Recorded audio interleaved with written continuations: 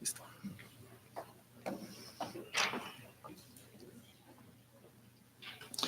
Damas y caballeros, jóvenes estudiantes, muy buenos días. Bienvenidos a la Universidad Nacional de San Agustín de Arequipa, en lo que es la inauguración del Foro hacia la Seguridad Alimentaria Sostenible.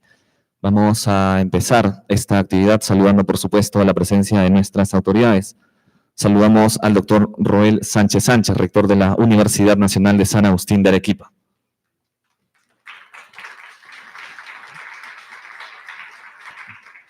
Él está acompañado por el vicerrector de investigación, el doctor Horacio Barreda Tamayo.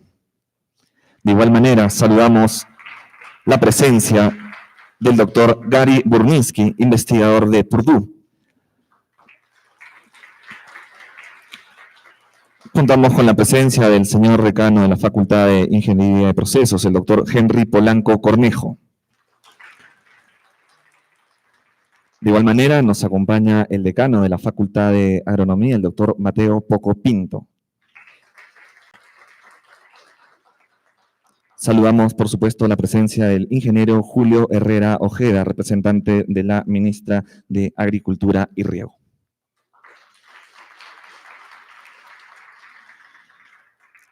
Saludamos también, por supuesto, la presencia de los distintos investigadores que nos visitan de Purdue, los representantes de la Municipalidad de Sachaca, y también, por supuesto, una mención al doctor Mario Tapia Núñez, especialista en seguridad alimentaria, que nos está acompañando esta mañana.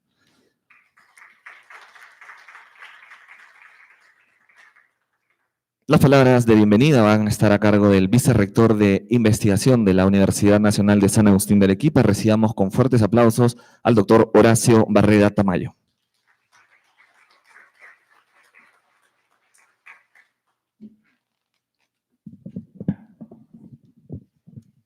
Muchas gracias. Muy buenos días a todos. Previo saludo a nuestra distinguida mesa de honor y a nuestros ilustres visitantes, así también como a los presentes, alumnos y docentes y público en general.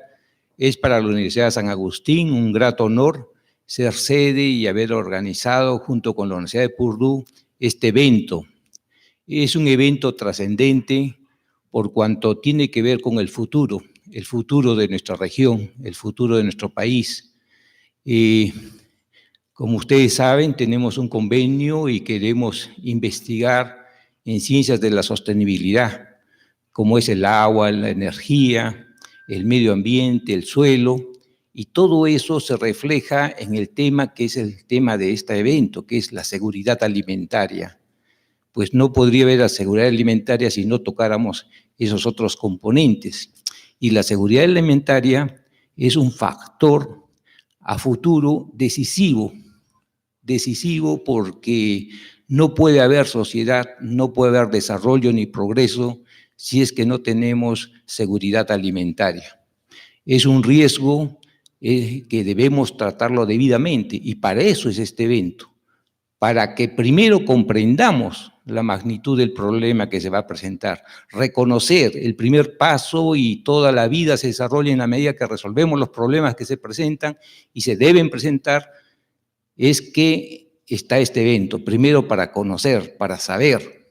Después tenemos que ver cómo anticipar y cómo tener medidas mitigatorias frente a factores como el cambio climático que se va a presentar, la demanda que va a haber por el crecimiento de la población y de la actividad económica.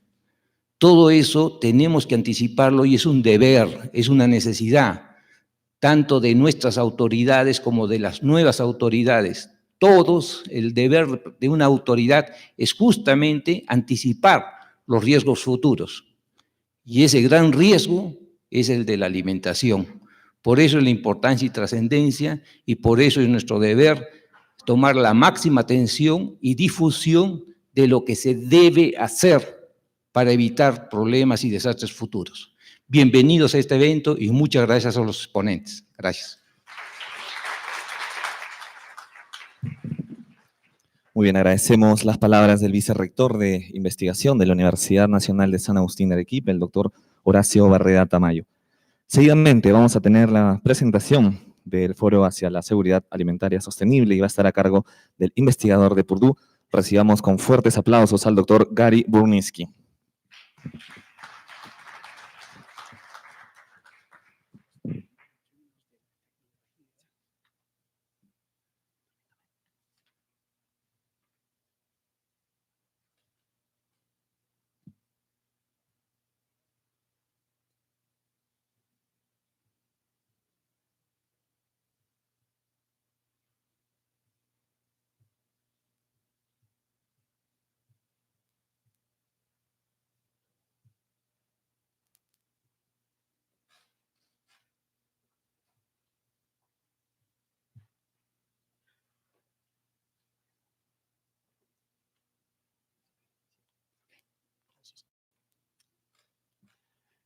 Muy buenos días a todos. Al doctor Rogel Sánchez, el rector de la UNSA, doctor Horacio Barrera Tamaya, el vicerrector de investigación de la UNSA, al doctor Henry Polanco, el director del programa de Nexus, al doctor Mateo Poco, decano de la Facultad de Agronomía, al doctor o el ingeniero Julio Herrera, el representante de Minagri, estimados distinguidos participantes, muy buenos días. Yo tengo el honor de representar nuestra Universidad de Purdue en iniciar el foro hacia la seguridad alimentaria sostenible en esta bella ciudad de Arequipa. Este foro ha sido organizado a través de una sociedad entre la UNSA y la Universidad de Purdue bajo el marco del programa de Nexus que promueve el manejo sostenible de los alimentos, la energía, el agua y el medio ambiente en la región de Arequipa. Me gustaría dar un reconocimiento a nuestro equipo del programa de seguridad alimentaria, la doctora Juliana Rondón, el doctor Ricardo Dávila, el doctor Herbert Lazo, el doctor Anabel Vázquez, la doctora Roxana Bardalis, la doctora Erika Pachari y el doctor Hugo Jiménez, que han sido un equipo fabuloso en realizar un mes para organizar el foro. Este equipo ha trabajado muy duro para formar el Centro de Seguridad Alimentaria en la UNSA y tiene la gran responsabilidad de dar el seguimiento al foro y adelantar los nexos institucionales e individuales para lograr la lucha contra la inseguridad alimentaria en la región de Arequipa. Nuestros colegas de la UNSA tienen el apoyo de un equipo extraordinario de la Universidad de Purdue, liderado por el doctor Gebisa Illeta, distinguido profesor de agronomía y laureado por el Premio Mundial de Alimentos. Nuestro equipo por parte de Purdue, conforme del doctor Jake Ricker-Gilbert, la doctora Sylvie Boudier, la doctora Nilupa Gunartna, el doctor Matt Huber, la doctora Tara Grillos y mi persona como un experto en la seguridad alimentaria a nivel mundial. Enseguida, me permito hacerles conocer el objetivo y la metodología del foro.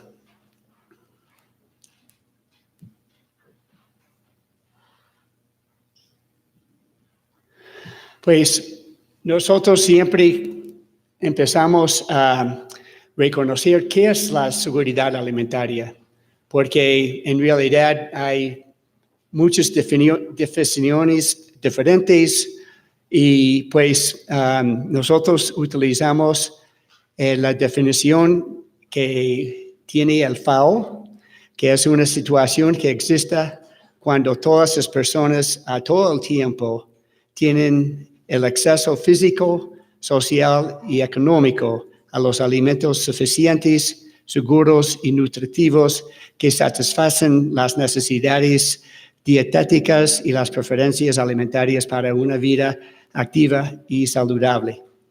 Pues este muestra la múltiple dimensión de los alimentos y pues las 5 dimensiones de la seguridad alimentaria son la disponibilidad, el acceso, la utilización, la estabilidad y la institucionalidad. Y estas 5 dimensiones han sido reconocidas por la Comisión Nacional de la Seguridad Alimentaria y Nutricional del Perú. Hay muchas disciplinas que afectan la seguridad alimentaria: la agricultura, la pecuaria, la pesca, medio ambiente y biodiversidad, las políticas agrícolas y no agrícolas, manejo post cosecha, transformación, comercialización, tecnología e innovación, nutrición y salud, y los aspectos socioculturales y económicos. Entonces, el objetivo del foro es abrir un diálogo entre las instituciones e individuos sobre el alcance de la seguridad alimentaria en Arequipa e identificar y priorizar los temas de investigación para tener un mejor conocimiento de la problemática a nivel regional y las acciones necesarias para promover una dieta nutritiva para el bienestar de la población arequipeña. Entonces, la metodología del foro, lo que vamos a hacer es durante las mañanas vamos a tener las ponencias de los expertos en temas muy importantes que influyen la seguridad alimentaria. Y al final de las ponencias vamos a tener un tiempo corto para preguntas y respuestas para aclarar cualquier duda que ustedes tienen sobre la ponencia. En las tardes, las sesiones pequeñas de pequeños grupos van a empezar con una breve presentación de un facilitador sobre el tema y nosotros estamos esperando las contribuciones de las ideas que ustedes tienen y realizar un diálogo abierto sobre el tema. Y nosotros vamos a tomar muy en cuenta lo que son sus ideas, sus recomendaciones para poder precisar mejor las prioridades del Centro de la Seguridad Alimentaria de la UNSA. Entonces, con eso me doy de nuevo un gusto, un placer muy grande de estar aquí con ustedes y estoy esperando un evento bastante exitoso. Gracias.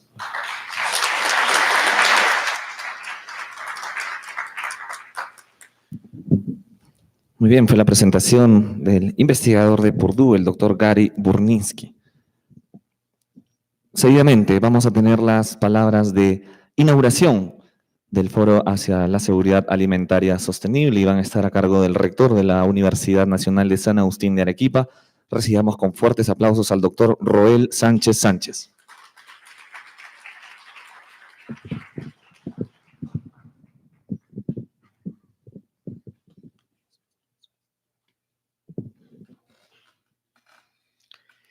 Distinguida concurrencia, buenos días, autoridades académicas que nos acompañan en la mesa de honor, como es el doctor Horacio Barrera Tamayo, doctor Gary Burninsky, doctor Henry Polanco, doctor Mateo Poco, el ingeniero Julio Herrera, y también saludar a la presencia de nuestros expositores que en especial nos visitan de la Universidad de Purdue, como es Jacob, David, Siluí, y por supuesto saludar la presencia de cada uno de nuestros expositores también, de cada uno de los participantes a este foro, y saludamos la presencia de las autoridades representantes de las diferentes municipalidades que también se han dado cita a este recinto universitario, invitados todos, para la Universidad Nacional de San Agustín, en el marco de lo que significa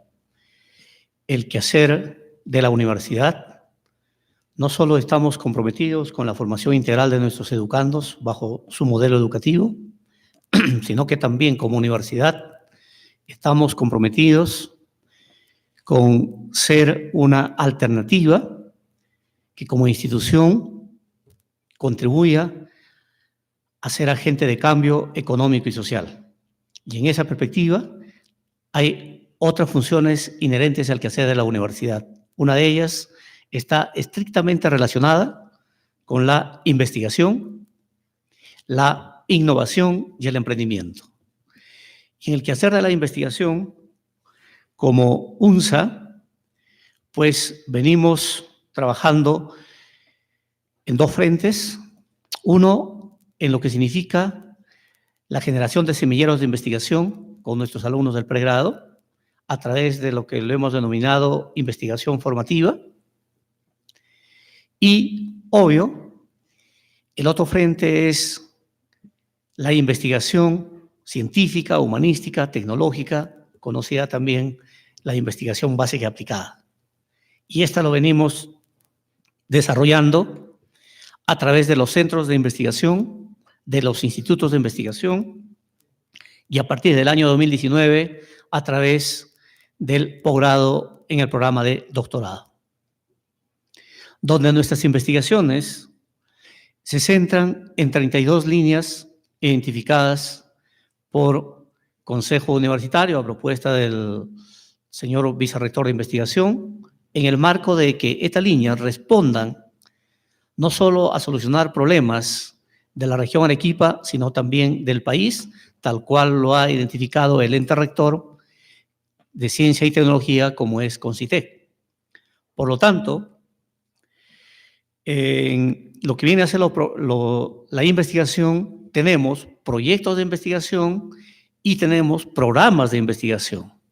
Dentro de los programas, por mencionar dos de ellos, tenemos el programa piloto en Ciencias de la Sostenibilidad, que es esta alianza que hemos suscrito con la Universidad de Purdue, y obvio, con la experiencia y el potencial humano y el conocimiento que ellos han generado, pues nos permite avanzar rápidamente en esto que le hemos denominado Ciencias de la Sostenibilidad. Tal cual lo decía el doctor Horacio, en Ciencias de la Sostenibilidad estamos abarcando estudio y análisis de suelos de la región Arequipa, estudio y análisis del agua de la región Arequipa, problemas vinculados a la energía, a la gestión ambiental y, por supuesto, a la seguridad alimentaria. Y es parte, entonces, de esta intervención lo que el día de hoy estaremos abordando nosotros a través, hoy, mañana y pasado, a través de este foro denominado Hacia la Seguridad Alimentaria Sostenible. Por supuesto, tenemos otro programa, por ejemplo, vinculado en el marco de una alianza con la Escuela de Minas de Colorado, una universidad americana que tiene más de 150 años investigando temas de minería, y con ellos estamos ejecutando 9 proyectos de investigación vinculados a la minería sostenible. Por lo tanto, en esa perspectiva, como universidad, y dándole mucho énfasis a estos temas de investigación, de innovación y emprendimiento, podemos dar cuenta que muchas de estas actividades no solo son el compromiso de la comunidad académica, sino también el compromiso de los académicos, de los investigadores, de los integrantes de centros, de institutos, de universidades que están vinculados con esta problemática y que de una u otra forma quieren también contribuir a lo que significa el desarrollo y sobre todo al desarrollo humano. En esa perspectiva, somos conscientes desde UNSA, desde la Universidad Nacional de San Agustín, el problema que está enfrentando la humanidad en el mundo. El problema que viene no solo con las restricciones o con las recesiones económicas, con los problemas ambientales, con la pérdida de valores ciudadanos, personales, sino hay una deshumanización de la propia humanidad. Y entonces es la academia la que tiene que dar respuesta a ello. Por eso que nosotros felicitamos a los organizadores y a todos los que nos van a compartir sus experiencias en este foro, porque ello nos va a permitir que después de ello, como ya se ha indicado, desde UNSA, en el marco de esta alianza estratégica con Purdue, y ojalá también tengamos la participación activa, porque tenemos los convenios suscritos, pero la participación activa, y acá está el representante de la ministra, en este caso de Agricultura, esperamos que también el gobierno se asocie a las actividades propias de la academia para que en el marco de una alianza estratégica entre la academia, entre UNSA, las organizaciones del Estado, la empresa privada responsable y la sociedad civil, podamos en forma conjunta trabajar y, por ejemplo, después de este foro, el compromiso es crear el Centro de Seguridad Alimentaria Sostenible. Y, por supuesto, será el punto de referencia que a partir de ello nuestros investigadores en estas líneas podamos contribuir no solo con los resultados de la investigación, sino también dando a conocer cuáles deben ser las políticas de Estado, las políticas de gobierno en relación a lo que significa la seguridad alimentaria sostenible, porque si vemos nosotros la realidad y la ubicación geográfica de Arequipa, si damos una mirada al Pacífico, tenemos una agricultura que es distinta, ¿no es cierto?, a la del norte y obvio que es propia de la costa, pero si avanzamos nosotros, tenemos una agricultura que es propia de la sierra, y si vamos más allá nos encontramos también con la Amazonía, y entonces este puede ser un centro no solo de referencia en el sur de Perú, ni en el Perú, sino que puede irradiar con algunas propuestas y contribuir para que podamos articularnos nosotros a nivel de también Latinoamérica. Y en esa perspectiva, entonces, queremos que este Centro de Seguridad Alimentaria Sostenible sea un punto de referencia que UNSA, desde su propia actividad, pueda contribuir a solucionar los problemas que enfrenta nuestra población y, por lo tanto, también acompañado con las políticas ambientales, con las políticas que desde UNSA estamos comprometidos nosotros a generar una apuesta por contribuir cambio y desarrollo. Por lo tanto, una vez más, felicitamos a los organizadores, nuestra cálida bienvenida a cada uno de nuestros conferencistas y decirles que vamos a sistematizar sus propuestas y entonces saldrá también un documento consistente en relación a lo que significan los aportes de este foro y que esto nos llevará para crear este Centro de Seguridad Alimentaria Sostenible. A nombre de la Universidad Nacional de San Agustín de Arequipa y a nombre de la comisión organizadora, declaramos inaugurado el Foro Seguridad Alimentaria Sostenible. Muchos éxitos.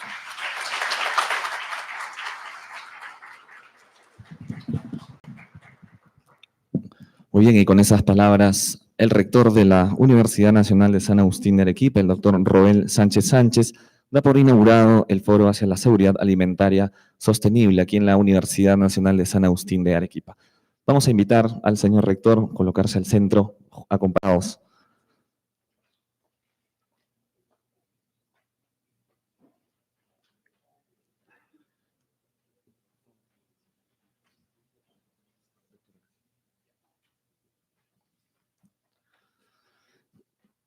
Agradecemos, por supuesto, también la presencia del alcalde de la Municipalidad Distrital de Miraflores, que se hace presente, el ingeniero Luis Aguirre. Muchísimas gracias por estar presente en este foro hacia la seguridad alimentaria sostenible.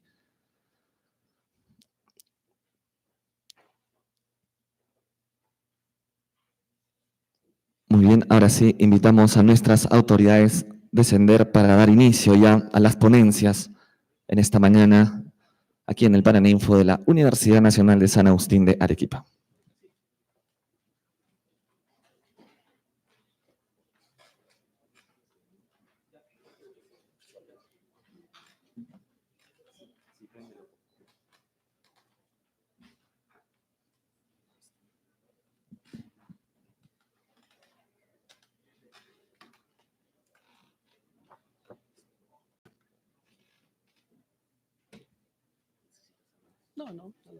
Sí.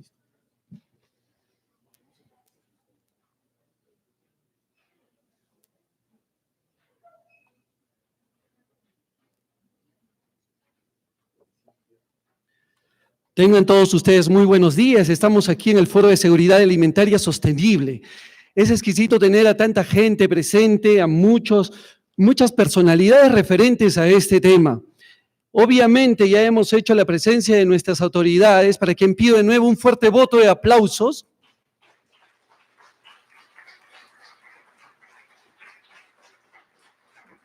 Ellos nos dan la representatividad y obviamente también saludamos a cada una de las personas que están presentes aquí y que obviamente hacen que este gran foro no sea solo internacional, sino también sea sobre todo humanístico. Ahora estamos ya con la presencia de nuestros siguientes ponentes que obviamente nos están viniendo a vernos desde muy lejos. Tenemos ahora a la señora doctora Nilupa Gunaratna, doctora que realiza su investigación con el propósito de desarrollar y evaluar las intervenciones multisectoriales, particularmente las que involucran una agricultura que puede mejorar la nutrición y la salud en una manera equitativa y sostenible de los países en vía de desarrollo, para quien pido un fuerte voto de aplausos.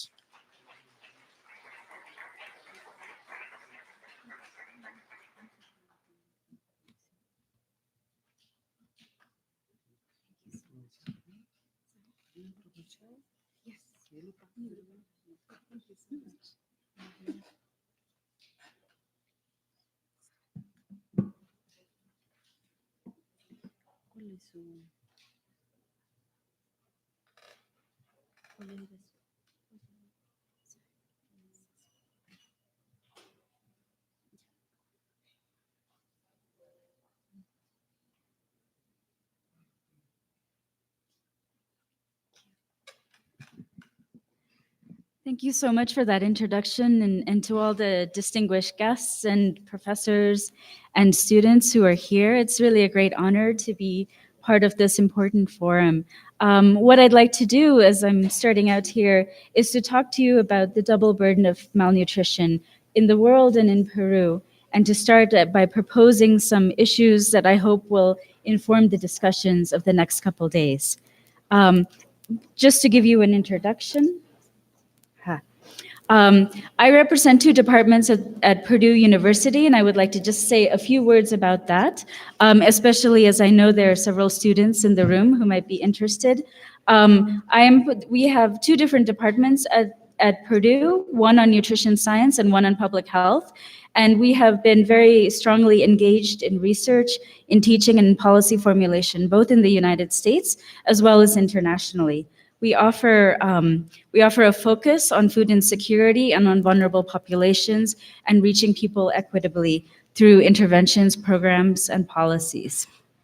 We offer undergraduate, master's, and PhD degrees in both subjects, in public health, in nutrition science, and in particular nutrition science, we have an interdepartmental program, which means that people are not just coming from nutrition, might come from food science or animal science or any related fields and who have an interest in nutrition. We also offer practical professional trainings at the master's level in both public health and in dietetics. So, what I'd like to do with you today in the time that I have is to talk about the changing face of nutrition in the 21st century, both globally and in Peru, and then talk about both the consequences and the causes of poor nutrition. And then talk about two, I think, important perspectives towards these problems. One is the fact that our food systems are changing here nationally and internationally, and also this issue of climate change, which I know will be a part of several other talks here as well. And then I'd like to pose a few questions for us as we go forward to investigate food security at UNSA and what a Center for Food Security might want to think about. So just to get started, you've probably seen a lot of statistics about nutrition across the world, but here are some. There are almost 1 billion people who are undernourished right now today. And even though there have been improvements in this number over the last several years, in just the last few years, this number has actually been increasing and not decreasing. We have almost 150 million children who are under the age of 5 and are stunted, which means they are too short for their age. And that's a reflection of chronic undernutrition. We also have about 50 million children who are wasted or have acute malnutrition. That means for their height, they're too skinny. And so in both cases, they're not growing well. But the other side of this is that we have almost the same number of children who, given their height, weigh too much, that they are overweight or obese. And that has long-term health consequences for these children as well and for the next generation. And similarly, it's not just children. We as adults throughout the world, there's over 2 billion of us who are overweight and obese. And that also affects our health and the public health, and also places a burden on the health systems that we have in every country. At the same time, while we have overweight and we have obesity, we have almost as many people who are affected by something that people sometimes call hidden hunger, and that is a lack of micronutrients in the diet. So vitamins, minerals such as iron or zinc or others. So we could have perhaps enough food in terms of quantity, but the quality of our food might also be lacking.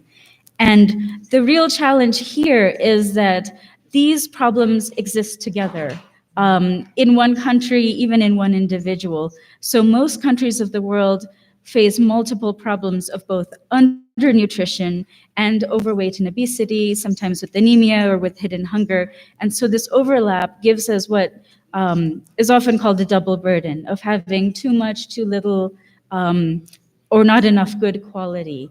And that's really a challenge for all of us.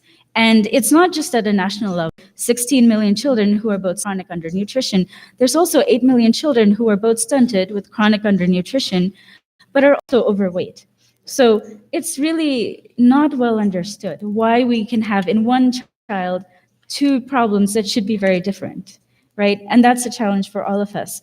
Now, if you look at the national and international analyses, if you think of Peru, and try to imagine where in this figure Peru sits, where the major problems are, you might be surprised to see that usually Peru is classified as having mainly a problem of overweight and obesity.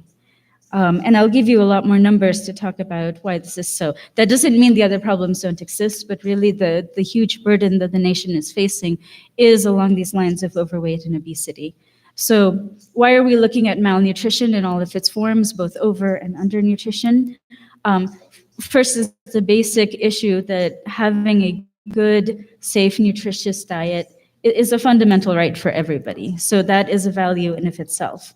But even beyond that, it's not just about a diet. It's also about health and well-being. So if we look, this is a figure of the number of years globally that are lost from death or from disability from a various list of dietary causes. So if we look at issues like having poor intake of fruits or vegetables, of eating too much salt or fat, not eating enough whole grains, these various issues translate ultimately into lost years of healthy living. And those lost years come from a lot of major causes, such as heart disease, cancer, diabetes, stroke, where a poor diet increases our risk of those things and then ultimately lead to death and disability.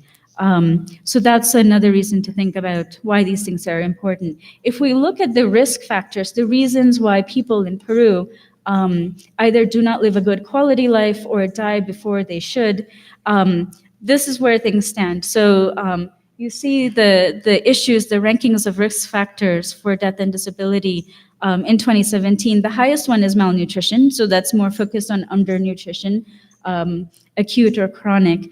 But what's interesting to note here is that even though malnutrition is the top there, if you look at the percent change, malnutrition is not the problem that it was 10 or more years ago. What is moving up is high body mass index, which is basically overweight and obesity. That has grown even more than malnutrition has declined. In addition to that, we have dietary risks. We have high glucose, which is blood sugar, which is diabetes, and high blood pressure, which comes from many factors, but especially eating too much salt. So when you look at kind of the main risk factors that Peruvians are facing, most of them are really related to diet in some capacity. So that's a real challenge. Now, I know we tend to focus in the space where we focus on agriculture, we tend to focus on young children under 5 for very good reasons, and we tend to think of stunting or not growing to the full potential in terms of height. So when you look at stunting in Peru, there's a lot of differences between urban and rural areas, where in rural areas you see much more, a higher prevalence of stunting, and in urban areas, you see a higher prevalence of overweight. And these trends are changing over time. But what's important to realize is that there has been a lot of urbanization in Peru. So even though this is the disaggregation, if we look overall, since the rural population is smaller than the urban right now, the national prevalence of stunting, it's still there, but it's not as high as it used to be. It's about 13% of children. And so Peru has gotten a lot of recognition through various programs that it's had, through cash transfer programs and other national programs to encourage well-being for small children. So there's been a lot of progress here, and that's been recognized. Another challenge is if we look at stunting and we separate it by income status. So if we look in the red colors from the poorest people to the more wealthiest people who are in the blue colors, there is a lot of difference in the degree of stunting. So in the poorest populations, even though you have improvements in stunting, it's still quite high at more than 1 in 3 children. Meanwhile, if you look at obesity, you also see these increasing numbers, but it's increasing in the wealthier households. There are, in different countries, these things sometimes change. In the United States, you see a lot of overweight in children in the poorest households because they don't access good quality foods. So these transitions these are very dynamic, and these things are happening in Peru and can happen in the future. So it's something for all of us to think about.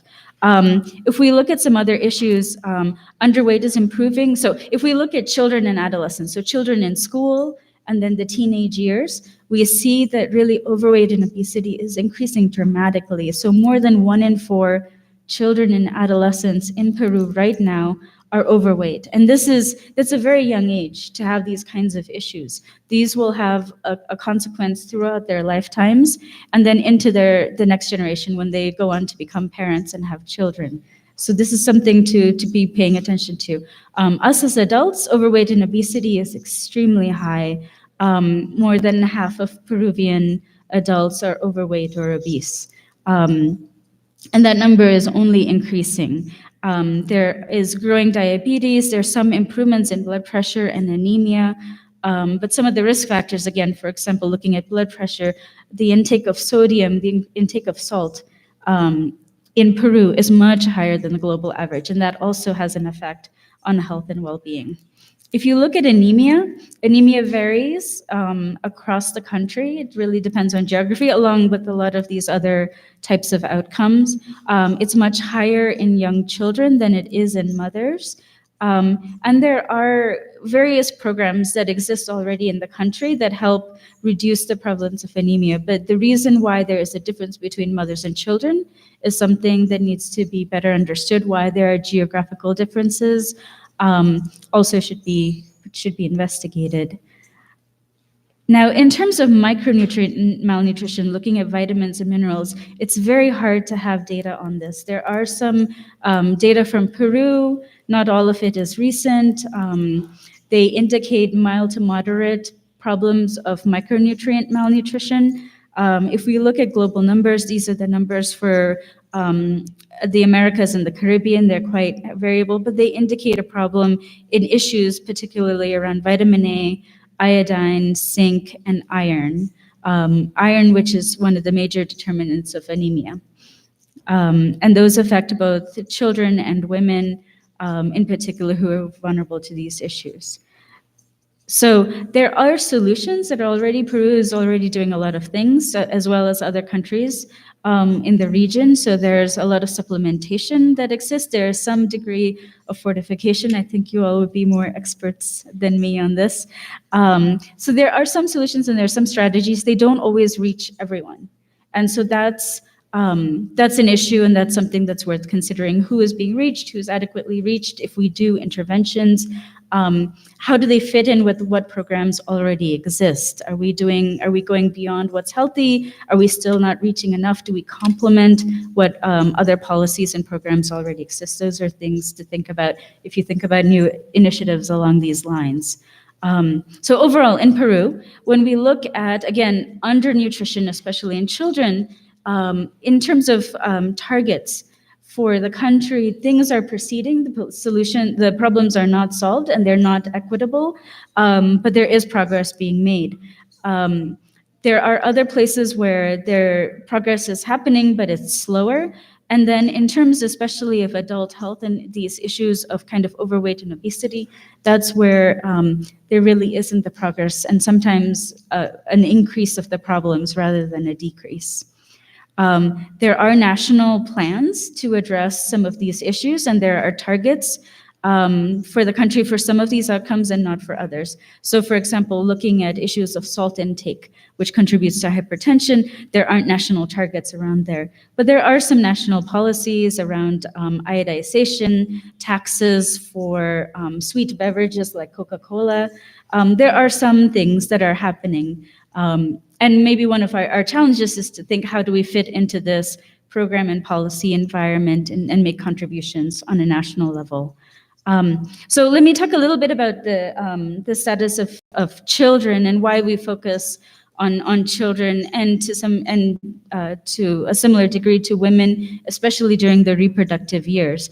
When we look at optimal child nutrition and development, those are interesting for their own sake, for the well-being of children, but also because those early exposures and issues affect their life later in adulthood. So in terms of their health, in terms of their survival, in terms of cognitive development, school performance and performance in work, their ability to work productively, and to have good health in adulthood.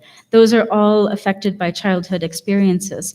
And the immediate causes of poor nutrition have to do with diet, have to do with infection, and have to do with the care that children are given by their parents and by other members of their family and community. But underlying those immediate factors are a lot of underlying factors such as food security, which is our focus here, the capacity of families and communities to care for people who are vulnerable, and then the hygienic nature and the safety of the environment, the access to clean water, for example, or a lack of exposure to harmful contaminants in the environment, and so on. So that is our focus, and that leads to better diets. It leads ultimately to these good health outcomes that we would want to see for the country. In terms of interventions, there are interventions that you're probably very familiar with that address the immediate causes of poor nutrition, so supplementation, fortification, and so on. But then the issues that I think that where we could all make a contribution are these issues that are really in other sectors. So in agriculture, in social protection, in education, in water and sanitation, and others, where we address the underlying causes of poor nutrition. And this multi-sectoral kind of approach, this is something that is understood, but it's worth thinking about. So for example, if you're interested in the problem of anemia, you can work through the agricultural sector to look at poverty reduction as a whole, to look at production of foods that give good nutrition, such as iron or other foods, looking at small animal production, looking at just having a diverse diet through agriculture. In the health sector, you can look at deworming, you can look at supplementation and other kinds of strategies. In the water and sanitation sector, you can look at various methods to reduce infectious disease. In education, you can look at education and nutrition messaging or health messaging, or in general, the education of women, which has a good effect on the nutrition of the population. So this multi-sectoral approach is something to keep in mind also as we look in terms of food security. So if we're focused especially on agriculture, and if that's the strength of this group, there are different mechanisms where agriculture can affect nutrition. And so I would like to just kind of point out three major pathways. One is for people who are producing food to produce more and better quality food. So that gives access on a household level by producing food that can be consumed at home, thereby improving nutrition and diets. It also can, with better production, affect food prices in a positive way that also increases people's access to food. That's one direct pathway through food production. The other pathway is that this production can translate into improved agricultural income.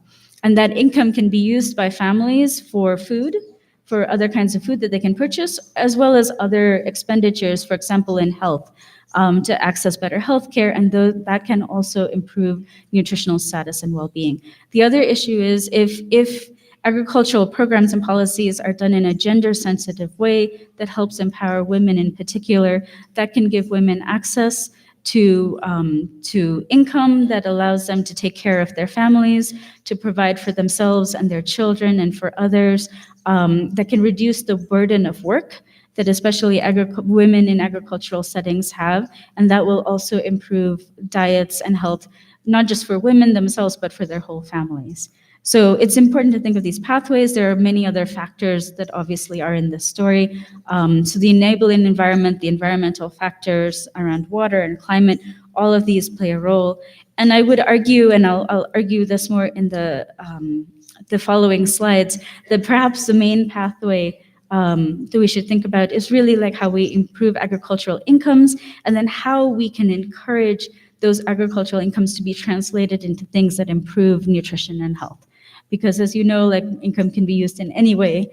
Some can be positive and some can be negative. So we're interested both in agriculture, but then what happens downstream is also important to think about. So I'd like to review the definition in English, but the same thing that you just heard from Dr. Berninsky about the definition of food security. So there's a lot in that definition. So we're interested in all people. So we're interested in equitability, having food security at all times, which means that especially in places where we have seasonality, there are times of plenty and times where there is less available for people. So we want out of 12 months of the year to people have access to food at all times. We want them to have that access. So that means being able to access markets, being able to have transportation or proximity to markets, being able to have money to purchase food from markets, having food prices that are reasonable for people to access a nutritious diet, to have enough food, to have that food be safe from infectious contaminants, as well as other environmental or agricultural contaminants that could be happening in the environment. We want the food to be nutritious. We want food to have, to meet what people want, to meet their food preferences and their nutritional biological needs so that they can live a healthy life. So there are really many dimensions. And so what might help is to think of the broader food system and not just thinking about production. Production is one part of the larger food system. So a lot of us focus on the food supply chain, where we talk about production and storage and marketing and so on. But there's also the food environment. What do people actually access? When you think about where you live and what food is around you, are you near food? Can you afford it? What kind of information do you get about health and nutrition, or advertising that encourages you to eat food that may not be healthy? What's the quality and safety? That's the environment of food that we live in. And then there's the consumer behavior. Like, what are the choices that we make that help us decide what we eat. And is that based on knowledge? Is that based on preferences? Is that based on our physical environment and restrictions? So for example, if you are in an urban environment and you have to travel all day to your work and you're gone all day, that affects what you eat today. But it also affects what your children are eating today because you're not home. And that's particularly true if you're talking about women who are working outside the home, since women have a large role in what the family eats. So there's a lot of issues around consumer behavior, and ultimately those affect our diets. And again, our diets, we're interested in them because they affect the health of the population as a whole over time. So in terms of a Center for Food Security or Initiative for Food Security here, the question is, like, what would we like to do? Is the focus on the food supply chain, on production and things downstream from there? Is it about food environments? Is it about consumer behavior and preferences and choices and the behavior of people? Is it about, that didn't appear properly. Apologies. So is it about the drivers that we see here across the top? Is it about climate? Is it about technology, political or economic or social or demographic drivers that affect what we eat? Okay, now that appears. Okay, great. So let me talk a little bit about what's happening now in terms of diets of Peru. This has it's a lot of information, and I don't know if you can see well, but these are different sorts of nutrients and foods, and then some of these which we want more of and some of which we want less. So, for example, if we look at diets in Peru right now and we compare them, the dark circle is Peru, and then the other circles are the regional and global intakes. So if we look at things like processed meat or red meat or whole grain, where we would like less meat consumption, especially processed meat, but more consumption of whole grains, we see that Peru is doing well. But then there are others that are more problematic. So if we look at salt intake in Peru, the Peruvian diet has a lot of salt right now. There is a lot of drinking of Coca-Cola and other sort of sweet beverages. There's a lot of fat. There's less consumption of things like legumes and vegetables that are even below the regional averages. So there's room for improvement that would improve health. What's interesting here is fruit and vegetable consumption in Peru is also relatively low on average across the country. And as you well know, that Peru has become a big exporter of fruits and vegetables. So it's not from a lack of production. So there is production, but there is not consumption in the country itself of these kinds of foods, which could really improve well-being. So the Peruvian food system is changing and has been changing for a long time with urbanization, with development. They're following a trajectory that many other countries have followed, where fewer people are employed in agriculture. And when you look, even in rural areas, people are engaging both in agriculture and in other types of livelihood activities. And if we specifically look at how people are working in the rural sector, the income from wages have been increasing over time. So people are not necessarily farming their own production and eating it or selling it themselves. They are working for wages. Even if they're working in the agricultural sector, they're working on other farms and earning income in that way. So really what you have is a change in the sources of food for people across the country. If you look at production across the different regions of Peru, most of the food that is produced is marketed. It's not eaten at home. A lot of the rest of the food that is not marketed is used to feed animals, not people. And that's true even in the Sierra and around here. That's what's happening. If you look at what people are actually eating and where that food comes from, the majority of food doesn't come from home production. It comes from the marketplace.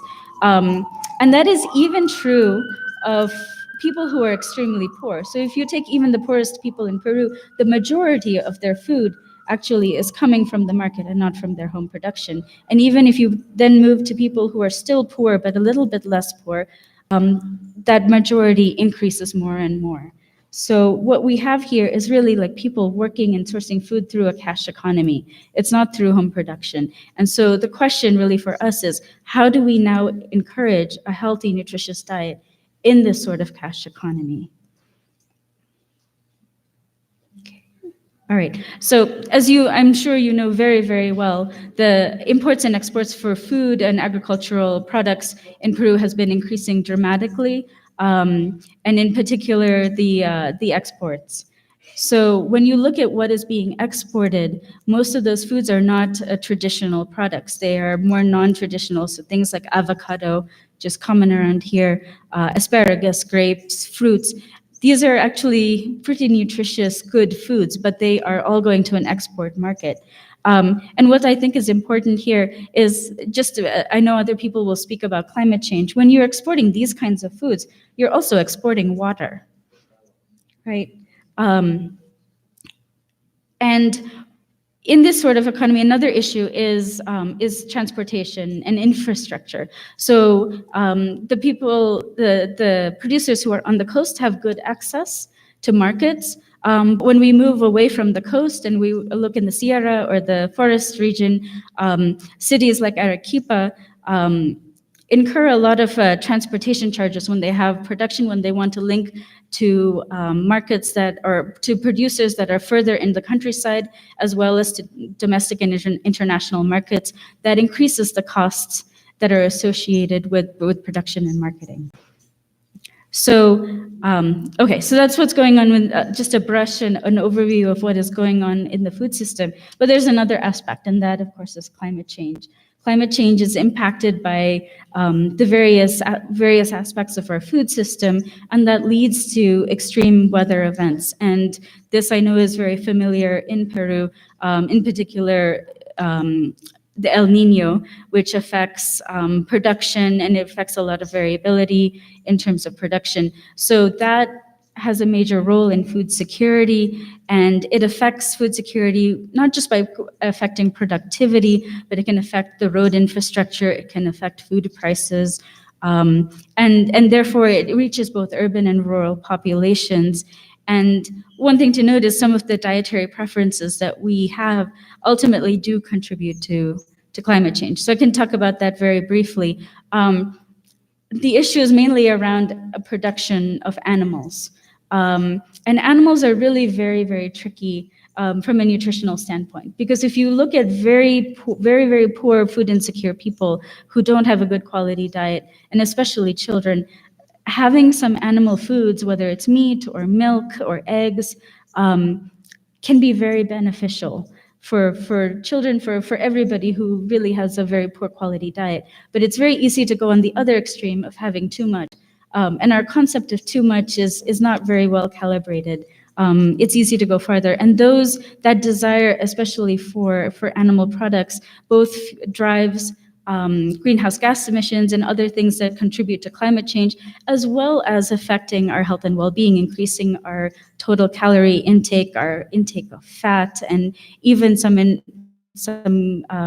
things that can be carcinogenic. So it affects our risk of chronic disease, of cardiovascular disease, diabetes, and cancers.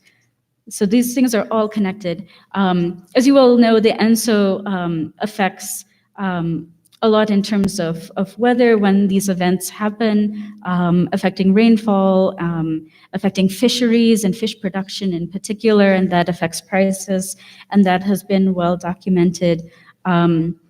There are a lot of climate projections for Peru. Some are variable. Some, in general, they indicate increased temperatures, increased sea levels, and more of these extreme events, and those have effects in various different areas, including infectious disease, ecosystems, agriculture, water, certainly the road infrastructure, and so on. What's less well studied, and maybe this is a gap where we can contribute, is what exactly does this mean for food security and nutrition in Peru? We can talk about how production might affect climate, but how does climate, through these kinds of impacts that you see here, how does that ultimately translate into food security or nutritional status for vulnerable people? We know that, again, a lot of the contributions to greenhouse gases going in the other direction are around animal production, and this varies geographically. So when you look at this side of Peru, more in the south, there are more contributions to these kinds of greenhouse gases. Okay, so just to conclude, what does all of this mean? This is a lot of different issues that are happening simultaneously.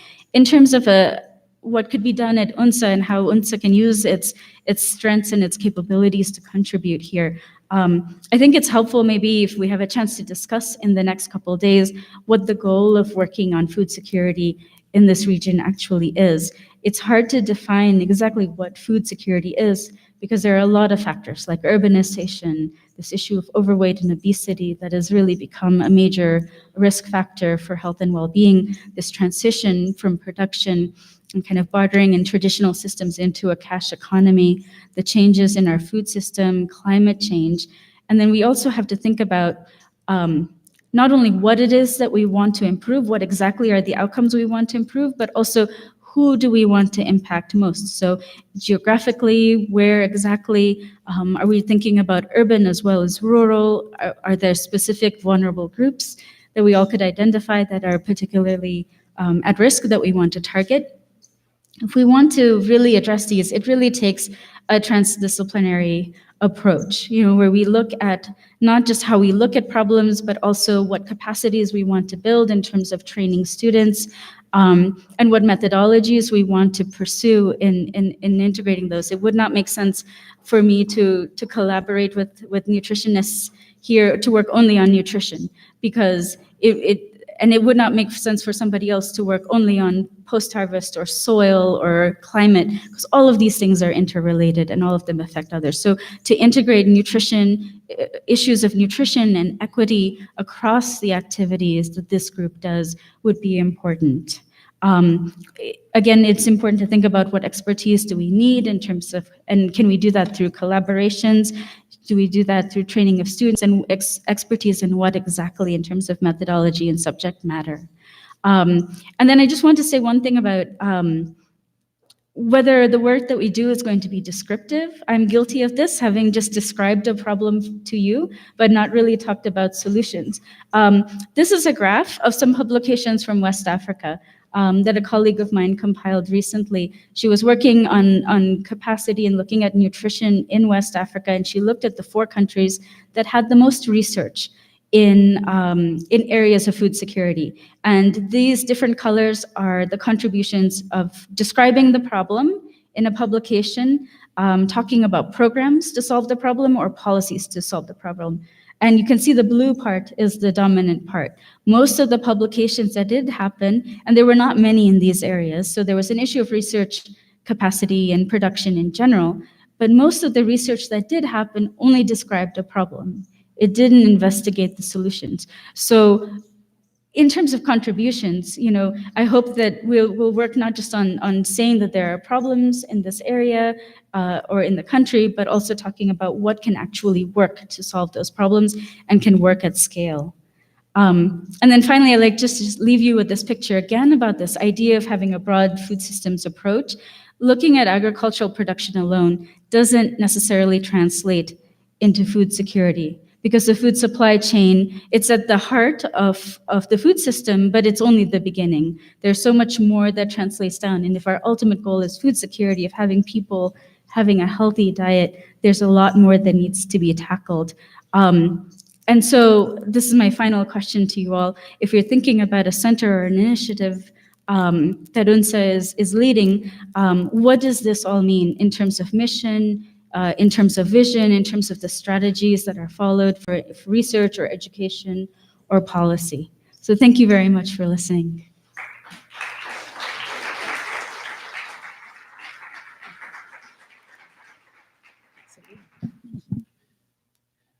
Muy bien, de nuevo reiteramos los aplausos para la doctora Nilupa Gunaratna. Fuerte voto de aplausos para ella. Y ha tocado el tema, la doble carga de la desnutrición. Ahora vamos a hacer la rueda de preguntas que tenemos hasta las 10:30. Entonces, a ver, por ahí tenemos los micrófonos, ustedes los piden y se les da el alcance de los micrófonos. Levanten la mano, por favor, y ahí les van a alcanzar los micrófonos.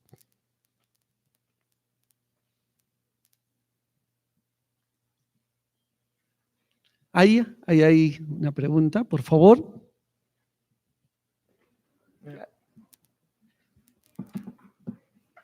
Bueno, buenos días. Solo para romper el hielo de y animar a otros a hacer más preguntas. Agradeciendo a la doctora por su presentación, ojalá que alguien pueda traducirle.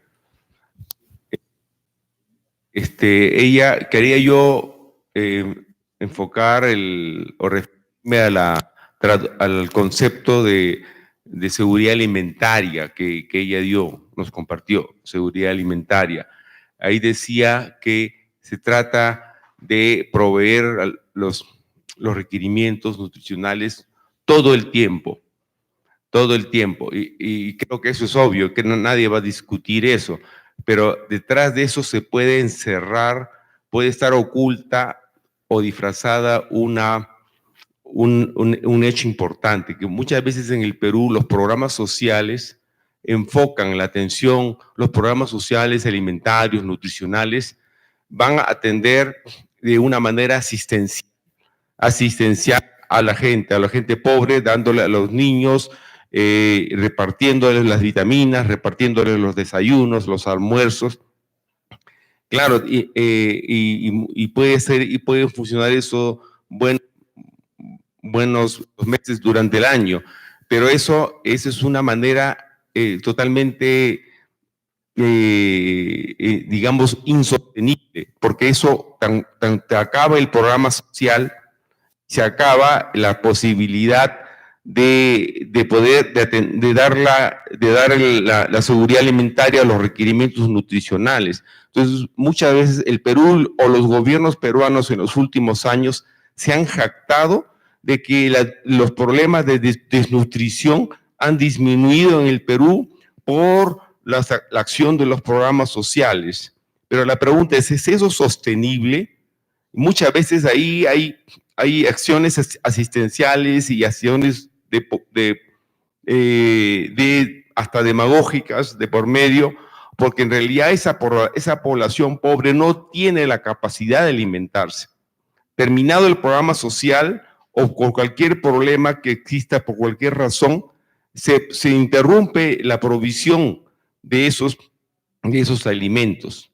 Y todavía este hecho se agrava cuando muchas veces las estadísticas de los gobiernos que pretenden mostrar la disminución de la desnutrición y que incluso estadísticas que han sido presentadas hoy día son en base a muestras tomadas en base a los grupos que están siendo atendidos asistencialistamente por el gobierno.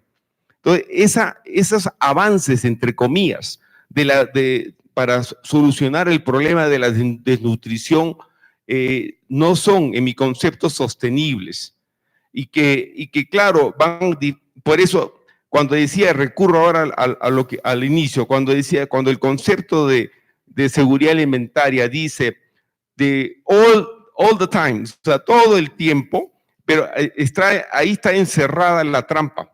Porque de una manera asistencialista se pretende hacer todo el tiempo, pero no, en la realidad eso no es sostenible, y creo yo que ahí nos está atacando un problema fundamental, que es el de mejorar la capacidad de la generación de ingresos sostenible de la población pobre, mejorar los ingresos de la población pobre y mejorar también la educación alimentaria para que esa población pobre tenga mejores ingresos y mejores hábitos nutricionales. Gracias. Muy bien, aplausos para la participación. De todas formas, les pido que las preguntas sean más objetivas y más claras. Muchas gracias. Thank you so much for those observations and sorry, translation. So I think these are very good points. It is good that there are government programs. Whether they reach everybody and they reach everybody all the time is always another challenge. But I agree that it's not the sustainable answer, right? What you hope is that people on their own have access to a good diet. And I would argue actually like use indicators such as stunting, because it's something that is relatively easy to measure, right? You're measuring the height of a child and we can tell, is this good or is it not good? But there's a larger goal of having a broad diet. of having a good, healthy diet that might, a poor diet might reflect itself in stunting. There are other ways that it might not reflect itself. You're solving like just one issue of a larger sort of issue. So, and also if we're only looking at stunting as an indicator, that is more of an extreme form, right? Like it takes some time of poor nutrition until you see a child who is stunted. What happens before that? And that is where improving incomes of households, improving people's access in markets, that's really like the sustainable opportunity to prevent those things from happening. Once you have something like stunting, or even if you have a problem like obesity, it's hard to reverse that course. And you want to reach people before these kinds of things happen. Bien, muchas gracias. Por favor, allá, alcáncele el micrófono. Es decir, aquí nuestra doctora tiene el traductor también. Le pueden hacer las traducciones respectivas, las preguntas. Ya. Buenos días, ¿cómo están? Mi nombre es Pedro Zanga, yo soy nutricionista de profesión.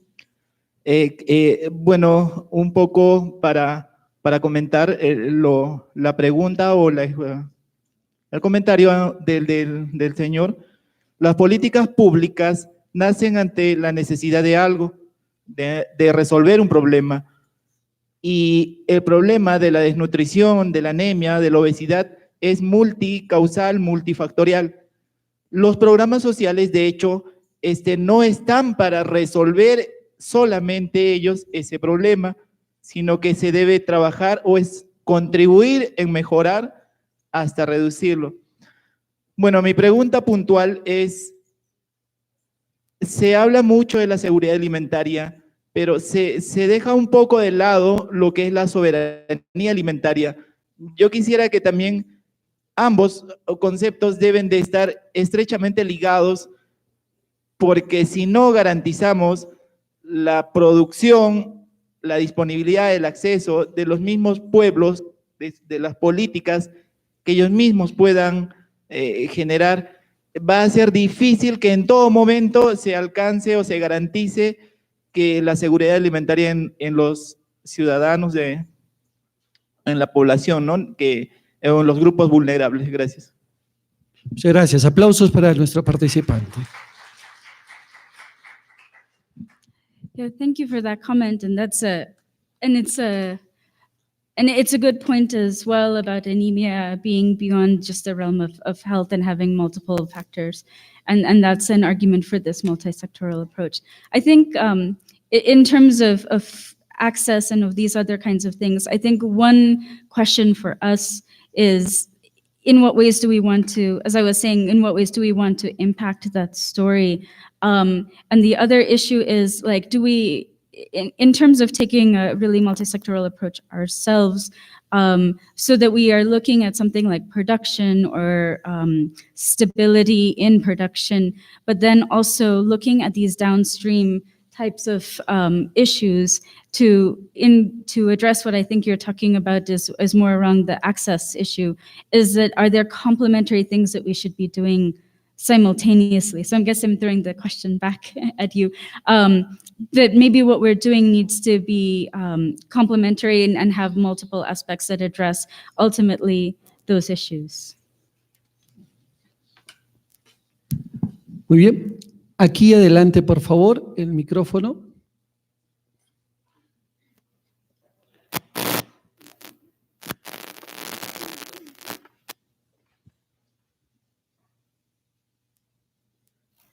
Muchas gracias. Me pareció muy interesante la exposición de la doctora y quería hacer una pequeña aclaración respecto a algunas intervenciones anteriores, sobre todo respecto a las encuestas nacionales sobre desnutrición. Efectivamente hay una encuesta específica para los que son usuarios de los programas alimentarios, de los programas sociales del MIDIS, ¿no? Y que también lo realiza el INEI, pero también está la encuesta nacional de salud, que es anual y que es la ENDES, y esa sí incorpora a todos los niños y niñas de todo el país, no solamente a los focalizados, digamos, que están en situación de ayuda alimentaria. También me parece importante focalizar el tema de las políticas públicas, que tienen que ver mucho con la disponibilidad, sobre todo, y todos los impactos que tiene el cambio climático. Y sobre eso creo que seguramente en estos días vamos a hablar mucho, y espero que podamos continuar con este evento. Gracias. Gracias por su participación. Aplausos. ¿Alguien más quiere hacer alguna pregunta?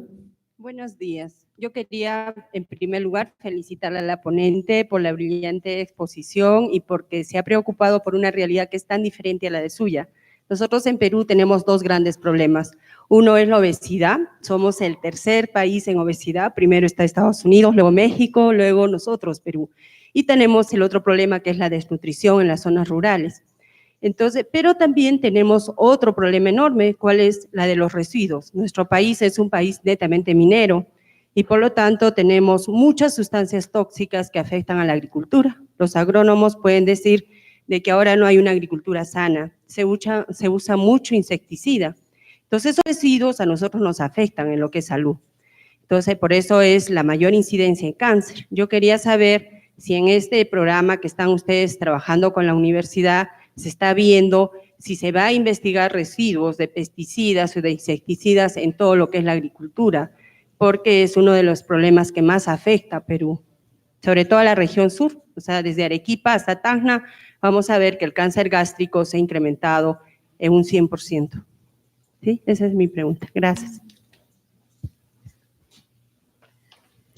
Yeah, that's a really good point.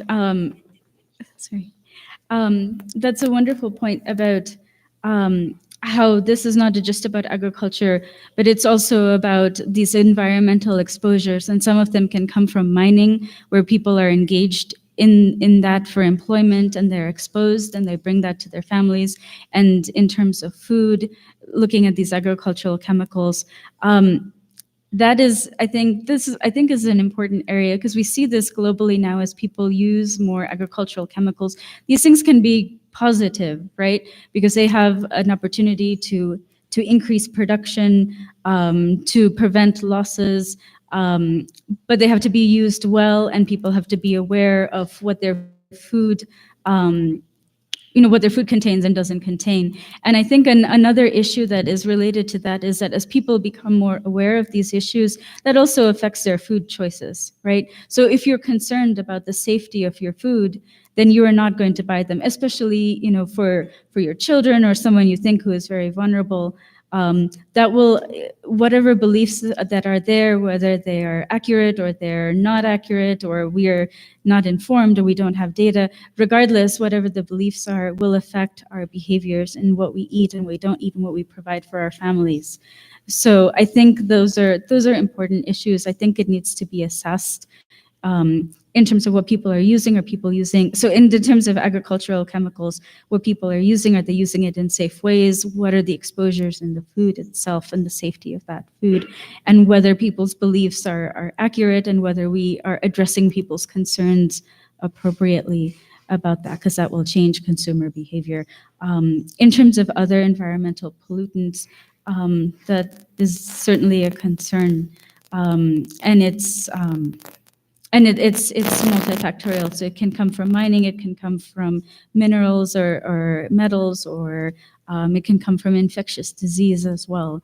So when we look at things like water, those are also issues that need to be thought about. And I think that they should be part of the story.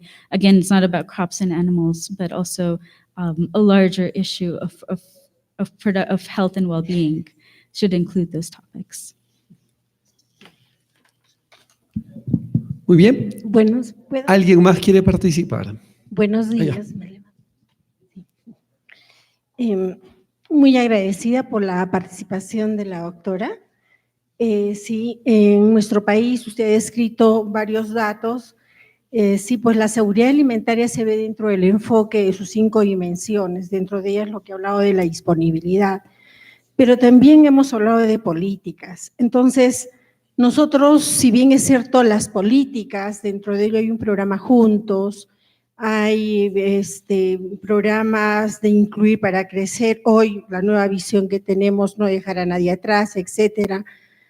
Nos hacen trabajar el tema de la seguridad alimentaria dentro de todas sus dimensiones. La experiencia que usted tiene, que quisiera que la comparta con nosotros, es en lo que usted viene trabajando, por ejemplo, en la política de exportación, de producción.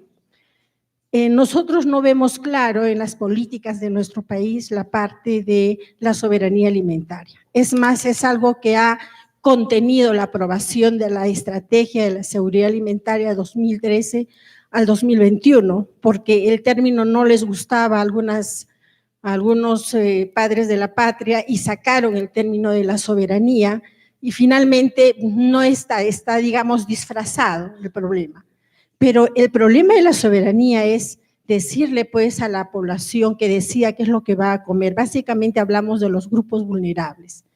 En las zonas rurales de nuestro país, si bien es cierto, hay un problema de que si lo que producen no hay productividad, no hay ganancias, entonces tienden a producir por lo que usted ha descrito para exportar, para vender. Entonces, no se queda para nuestro consumo. ¿Qué experiencias tienen ustedes si en nuestro país lo que producimos, sobre todo hortalizas, frutales, se va para la exportación, no alcanza en la disponibilidad económica para que consuman nuestros grupos vulnerables? Los programas sociales contribuyen, como dijo alguien, paliativamente, de repente no lo ven sostenible, pero nosotros, los nutricionistas, de alguna manera consideramos que se está invirtiendo en la alimentación del niño de hoy, para que ese niño tenga capacidades, fortalezas y romper la brecha de la desnutrición o de la malnutrición y la pobreza. Pero ¿qué hacemos si las políticas no ayudan a que los alimentos de calidad se queden o estén muy altos? La quinoa es un ejemplo clásico. La quinoa subió mucho y se manda para exportación y la gente que quiere comer acá tiene que pagar de 8 soles para arriba, no es accesible. El pescado lo mandamos todo vía para la exportación por harina de pescado y aceite. Pescado nuestro no hay, barato, es 8 soles lo más barato, ¿verdad? Entonces el pollo es lo que más se consume, pero el pollo no es su materia prima, no se produce en nuestro país. Entonces, en definitiva, nosotros sí tenemos varios retos, de repente empoderar a la población a que consuma lo que se produce aquí, pero lo que se produce aquí está muy caro para los que habitamos, ¿no? Entonces, o para los grupos vulnerables. ¿Ustedes tienen experiencias que les haya ayudado a revertir? Nosotros trabajamos proyectos para incentivar el consumo, sobre todo los que son los alimentos orgánicos, los que no usen mucho insecticidas, que es lo que es la agricultura familiar, que es otra política en nuestro país, en el campo. Pero como ustedes han visto, si no se produce en grandes cantidades, no hay ganancias y eso es para exportación y entonces se diluye la producción que la población debería comer, como son nuestros granos andinos, nuestros productos básicos de acá, o sea, el concepto de la soberanía alimentaria. Entonces nuestras políticas de repente no están ayudando. La pregunta es su experiencia en su país frente a estos problemas que también tenemos en el nuestro, ¿no?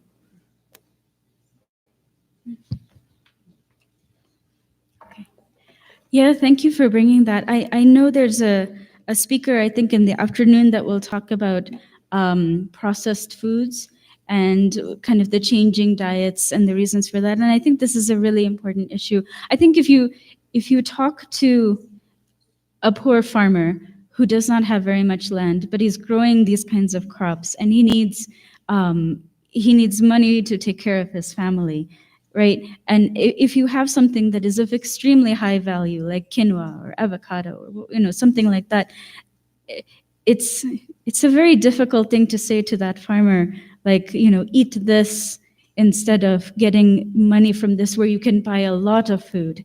I think that is, there can be, certainly if there are policies that affect this kind of thing, that would be a better strategy. But in terms of going to a farmer or going to any family that is living in poverty, it's not a reason. Maybe this is a personal opinion, but it's not a reasonable thing to tell someone who is living in poverty if they have something of high value, where they have, it's not just that they have to spend money on food. They have their children, they have education, they have their health, they have, taking care of their home. There's a lot of everybody has a lot of needs.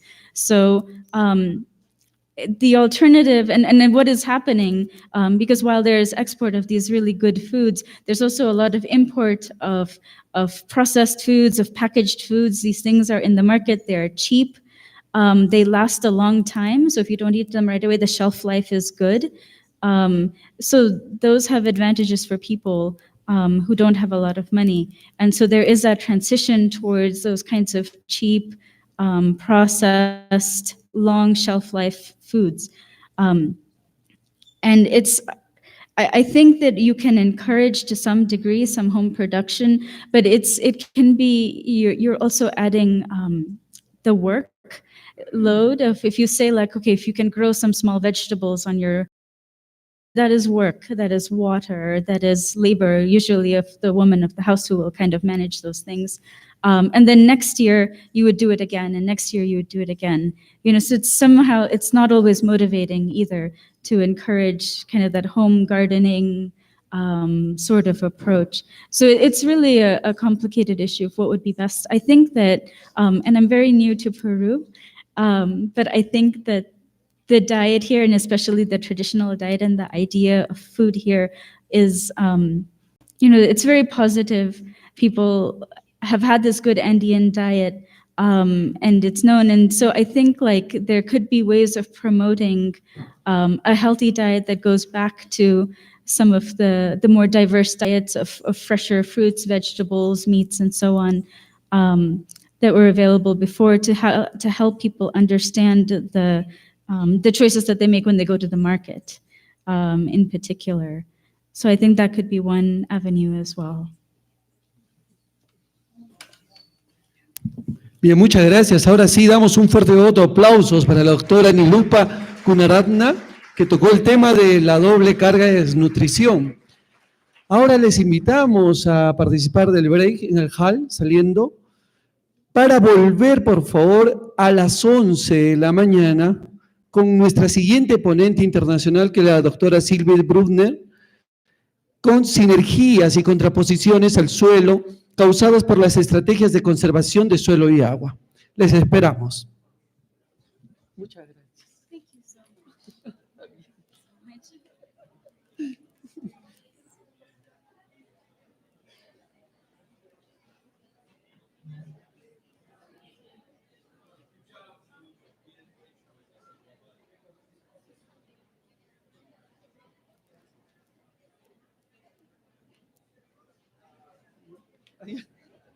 Perfecto. ¿Y mi café? Ya está todo. Ah, excelente.